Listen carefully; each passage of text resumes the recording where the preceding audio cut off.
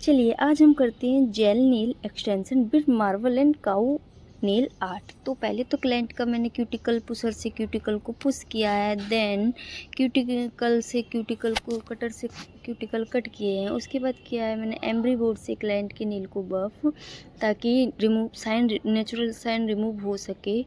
अच्छे से रफ करना है उसको।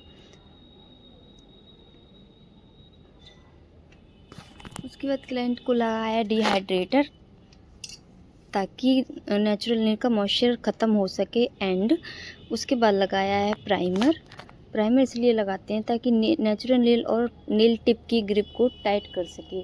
देन मैंने उसके बाद लगाया है टिप पर ग्लू रख के मैंने टिप को अप्लाई किया है, वो क्लीन किया है मैंने भी। उसके बाद टिप को कटर से कट किया है ताकि क्लाइंट को अपनी मर्जी की।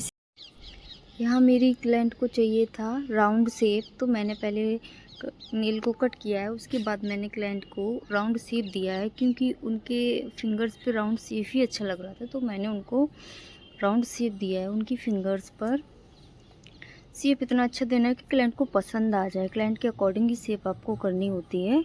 तो मैंने एम्ब्री बोर्ड से यहाँ किया है क्लाइंट की शेप को राउंड। उसके बाद उसको डस्ट ऑफ किया है, एक्स्ट्रा वो जो रह जाता है उसके सब डस्ट ऑफ करने के बाद दोबारा से कर किया है मैंने। देन शेप देने के बाद क्लाइंट को सारे नेल देख लेने होते हैं कि कौन से छोटे हैं या बड़े हैं। उसके बाद वो सी कट टिप जो है उसको नेचुरल नेल में मर्ज किया है। उसके बाद लिया है बिल्डर जेल। बिल्डर जेल को गाइस ऐसे अप्लाई करना है कि वो नेचुरल टिप पे नेचुरल जैसा लगे। और यहाँ बिल्डर जेल मैं अप्लाई कर रही हूँ, आप देख सकते हैं। तो बहुत ही स्लो हाथ से मैंने बिल्डर जेल को अप्लाई किया है ताकि बिल्डर जेल नेल के बाहर ना जाए और उसमें कोई पैच ना बने। बिल्डर जेल अप्लाई करने के बाद मैंने इसको 60 सेकंड क्योर करवाया है। क्योर करने का एक्स्ट्रा जो था वो मैंने साफ़ किया है। 60 सेकंड क्योर करवाने के बाद उसकी नेचुरल साइन को रिमूव किया है बिल्डर जेल की। फिर दोबारा से अगेन साइन को रिमूव करना है और बिल्डर जेल को एडजस्ट करना है नेचुरल नेल के अकॉर्डिंग। उसके बाद लगाया है बेस कोट। सारे नेल्स पर मैंने बेस कोट लगा के फ्री किया है ताकि मैं जो नेल आर्ट करने वाली हूँ वो अच्छे से कर सकूँ। नेल आर्ट पर बेस कोट लगाने के बाद इसको 60 सेकंड के लिए क्योर किया है। इसको 60 सेकंड के लिए बेस कोट लगाने के बाद 60 सेकंड क्योर किया है। अब जो भी नेल आर्ट हम करेंगे वो सारी बेस कोट के बाद ही जाएगी। रह गया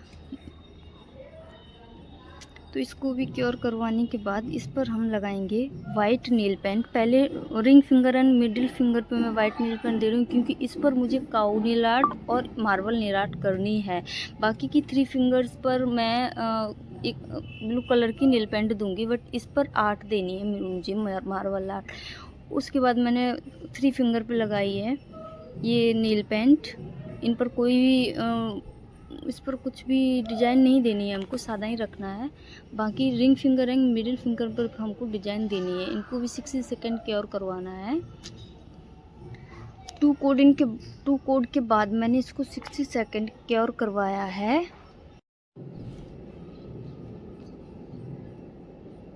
याद रहे नेल पेंट इधर उधर फैलनी नहीं चाहिए।